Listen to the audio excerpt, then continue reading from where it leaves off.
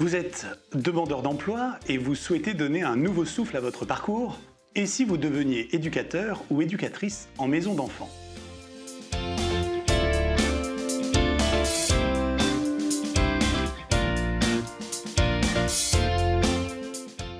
Bonjour. En 2023, nous faisons un partenariat avec Pôle emploi pour former 12 personnes au métier d'éducateur et d'éducatrice en maison d'enfants. Le deal est d'intégrer nos établissements en CDD ou CDI à la suite de cette formation. Peut-être est-ce que vous vous questionnez encore sur ce métier, sur ce projet? Dans cette vidéo, avec Jean-Marie, chef de service aux établissements Notre-Dame, nous allons vous présenter en quelques mots qu'est-ce qu'une maison d'enfants? Qu'est-ce que le métier d'éducateur? Quelles sont les qualités nécessaires pour être éducateur ou éducatrice? En quoi consiste le parcours de formation que nous vous proposons? J'oubliais un point important.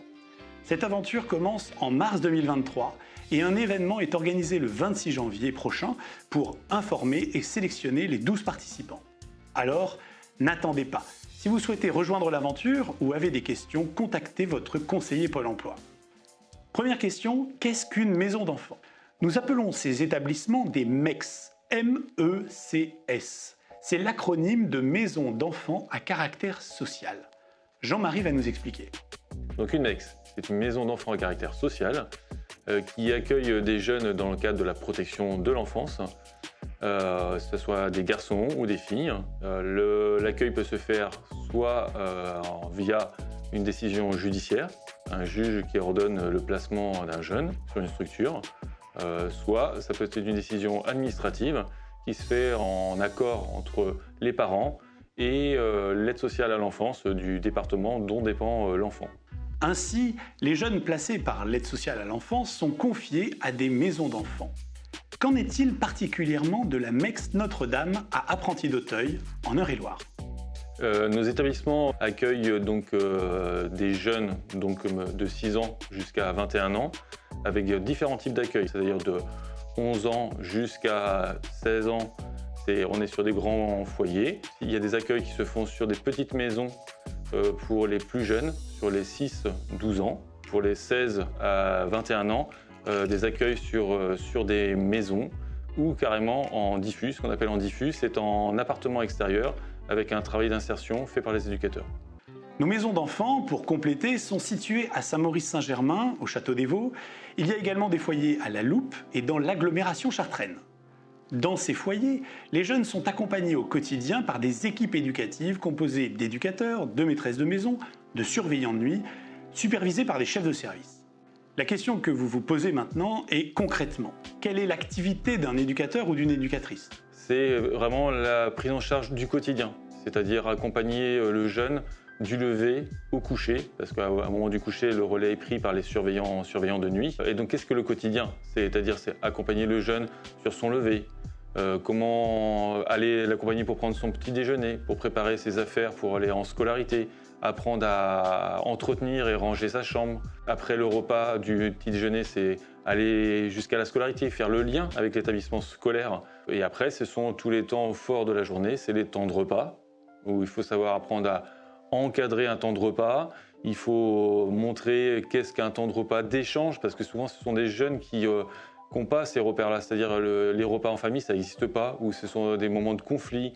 Donc, c'est réapprendre qu'est-ce que la vie en collectivité, échanger avec l'autre. Et ça, c'est le midi, le soir. Qu'est-ce qu'on attend d'un éducateur? C'est combler les entre-deux. Mais combler les entre-deux, c'est pour avoir un apport éducatif, c'est-à-dire accompagner le jeune à sa rentrée de classe pour tout ce qui est scolaire, c'est-à-dire l'aider dans ses devoirs, préparer le lendemain. C'est l'accompagner. On attend d'un éducateur de faire de l'animation. C'est-à-dire, l'animation, ça ne veut pas dire aller jouer au foot ou faire un jeu de société. Ça, c'est concret, ça, c'est ce qu'on demande de manière factuelle. Mais par contre, il faut mettre du contenu dedans. C'est pas on donne la baballe et puis c'est fini. On apprend à travers du sport la relation à l'autre, on apprend des règles. C'est la même chose dans les jeux de société. C'est accompagner les jeunes sur l'extérieur, c'est leur faire découvrir qu'est-ce que la culture, au travers du cinéma, du théâtre, d'aller à la bibliothèque. C'est les ouvrir vers l'extérieur aussi, ce qu'ils ne font pas en famille. Et puis après, il y a le temps après le repas du soir, il y a encore des activités, mais c'est le après, c'est leur apprendre à prendre sa douche, se laver les dents pour certains, c'est préparer ses affaires pour le lendemain. Et puis, beaucoup, ce qu'on attend d'un éducateur, c'est aussi au moment du coucher. C'est un moment d'angoisse pour beaucoup de jeunes, c'est apprendre à apaiser les jeunes, à les poser, que ce ne soit pas un moment d'angoisse pour eux. En journée, c'est travailler le lien avec les jeunes, le lien de confiance, parce que ce sont des jeunes qui ont été déçus par l'adulte. Il faut recréer du lien. Mais recréer du lien, ça ne veut pas dire faire copain-copain. C'est bien montrer qu'on est un adulte et qu'on a des valeurs et qu'on doit faire passer et savoir garder ce qu'on appelle la juste distance. Ça, c'est un gros travail qui se fait pour les nouveaux éducateurs parce que parfois, il faut savoir poser un cadre, mais en même temps, parfois, il faut savoir être proche du jeune ou mettre la bonne distance. Je suis un adulte, je suis un repère. Donc ça, c'est un des points les plus compliqués. C'est vraiment, ça, c'est quelque chose que vous devez travailler avec l'équipe qui sera là, qui est en tour, qui est plus âgée dans le métier, qui sera capable de vous accompagner là-dessus. Et le travail que vous avez à faire avec votre chef de service. Votre N+1, c'est lui qui doit vous apporter matière pour évoluer dans votre poste. Être éducateur, éducatrice, c'est donc accompagner des jeunes dans leur quotidien, dans leurs projets, afin qu'ils prennent confiance en eux et deviennent des hommes et des femmes debout. Maintenant, qu'est-ce qui est important pour être un éducateur? Quelles en sont les qualités requises? Déjà d'être posé, c'est-à-dire d'avoir vraiment une bonne manière de s'exprimer, d'avoir des bonnes valeurs, c'est-à-dire des valeurs de partage avec le jeune, des valeurs de dialogue, parce que de dialogue et d'écoute. Après, les autres compétences qu'on attend d'un éducateur, c'est d'amener du support éducatif auprès du jeune, c'est-à-dire de l'animation, de savoir faire du soutien scolaire, de pouvoir aussi travailler le lien avec les partenaires extérieurs. Partenaires extérieurs, c'est la scolarité, c'est le champ médical, ce sont les institutions, parce que le travail va se faire beaucoup avec le partenaire principal, c'est-à-dire l'aide sociale à l'enfance. Le dialogue, il doit se faire avec le jeune, mais ce qu'on attend d'un éducateur, c'est qu'il sache travailler en équipe. Bien sûr, lorsqu'on nous parle de travailler en équipe, nous sommes tous d'accord. Mais au-delà d'une idée, d'une valeur, concrètement, qu'est-ce que c'est que savoir travailler en équipe pour un éducateur? Travailler en équipe, c'est savoir nommer les choses, verbaliser quand on est en difficulté avec un jeune, c'est savoir dire « moi là je n'y arrive pas, comment vous pouvez m'aider là-dessus ?»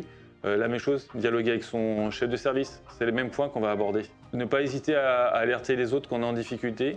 Vous allez le vivre au quotidien parce qu'on accompagne des jeunes qui sont en difficulté dans leur vie personnelle, en difficulté de comportement, et vous serez amené à avoir des situations complexes à gérer, des situations de conflit verbal, conflit physique. Et pour ça, il va falloir apprendre à travailler en équipe parce qu'à certains moments, vous serez dépassé par les situations et il faudra être capable d'aller chercher du relais auprès de l'équipe. Il ne faut pas rester en frontal avec un jeune, il faut savoir déléguer, il faut savoir prendre de la distance par rapport aux situations parce qu'un jeune qui vient vous chercher, vous provoquer, ce n'est pas vous qui vient chercher, c'est sa situation, qu'est-ce que ça lui renvoie le conflit et il faut pouvoir prendre de la distance. Soit on est capable de la gérer, soit on passe le relais. Savoir travailler en équipe, compétence primordiale. Jean-Marie nous parle également d'écoute. L'écoute, c'est-à-dire ouvrir le jeune au dialogue, savoir prendre des temps plus en individuel, aborder les sujets qui sont des nœuds dans le parcours du jeune et savoir prendre, absorber et analyser derrière. Et on n'analyse pas tout seul, on analyse en équipe. On est des professionnels, donc toute parole que le jeune donne, on doit la transmettre, si bien à ses collègues, à son chef de service, et après aux institutions qui sont garants de la mesure de placement. Savoir travailler en équipe, savoir être à l'écoute, voici les deux qualités que nous a données Jean-Marie pour être éducateur et éducatrice. Mais pourquoi choisir de travailler à la Fondation Apprentis d'Auteuil aux établissements Notre-Dame? On est très outillés parce qu'on a des services de relais de jour au niveau de l'accompagnement éducatif. On a un service qui s'appelle le pôle Accueil-Rebond. Sur le champ scolaire, on est en direct avec les établissements scolaires, que ce soit le lycée professionnel, le lycée horticole professionnel, le collège. Et à l'intérieur, il y a encore d'autres dispositifs relais pour nos jeunes qui sont en difficulté, parce qu'il ne faut pas oublier qu'on a beaucoup de jeunes qui sont dans le décrochage scolaire. Sur le plan médical, on a quand même une infirmerie en interne, on a des psychologues en interne.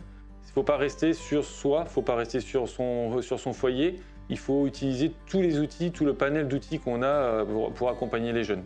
Merci Jean-Marie pour cet aperçu. Être éducateur, c'est à la fois un métier passionnant et à la fois complexe au quotidien. C'est pourquoi nous avons construit un parcours de formation de 12 semaines qui sera effectué au Château des Vaux à Saint-Maurice-Saint-Germain en Eure-et-Loire. Il commencera le 27 mars prochain jusqu'au 16 juin. Ce parcours intègre à la fois de la théorie pendant 32 jours, soit 224 heures, et à la fois des stages pratiques au sein d'un foyer pendant 25 jours, soit 175 heures. Les semaines sont en gros divisées par deux avec une moitié de théorie et une moitié de stages pratiques. Je vais maintenant vous en expliquer le contenu. Dans cette formation, vous parcourrez 3 modules théoriques. Le plus important, l'accompagnement éducatif, qui vous permettra d'appréhender les fondamentaux de l'éducation, l'accompagnement du collectif, ainsi que l'accompagnement personnalisé du jeune. Cela vous permettra de connaître les types de publics accueillis et enfin, ce module vous permettra de maîtriser les transmissions d'informations dans le suivi éducatif. Le deuxième module, sur les dynamiques institutionnelles. Ce module vous permettra de connaître votre cadre d'intervention au sein de la Fondation. Les projets de service, les projets d'établissement n'auront plus de secret pour vous. Et afin de mieux communiquer en équipe, vous bénéficierez également d'une formation au modèle de la process communication. Un troisième module couvrira le champ d'action du métier d'éducateur en maison d'enfants. Vous connaîtrez le fonctionnement de la protection de l'enfance en France, juge des enfants, CRIP, ASE et bien d'autres, autant de termes que vous connaîtrez parfaitement dans ce module. Enfin, durant tout le parcours, vous bénéficierez de temps de relecture de pratique pour, collectivement, questionner votre propre pratique dans le but de l'améliorer. Vous serez également accompagné par une conseillère en insertion professionnelle pour que vous puissiez suivre votre propre projet de reconversion professionnelle tout au long de la formation. En parallèle de temps de formation théorique, vous bénéficierez de stages pratiques. Ces stages pratiques vous permettront de mieux appréhender la réalité du métier d'éducateur en maison d'enfants. Ils vous permettront également de créer du lien avec des professionnels en poste et surtout d'expérimenter ce que vous aurez appris lors des séquences théoriques. Et maintenant, vous souhaitez rejoindre l'aventure et devenir éducateur en maison d'enfants à la Fondation Apprentis d'Auteuil? Vous vous questionnez encore? Prenez contact avec un conseiller Pôle emploi et inscrivez-vous à l'événement du 26 janvier prochain en suivant le lien sur la page ou dans la description de la vidéo. Dans tous les cas, toutes les équipes de la Fondation vous souhaitent une belle année 2023 et de la réussite pour tous vos projets professionnels. À très bientôt!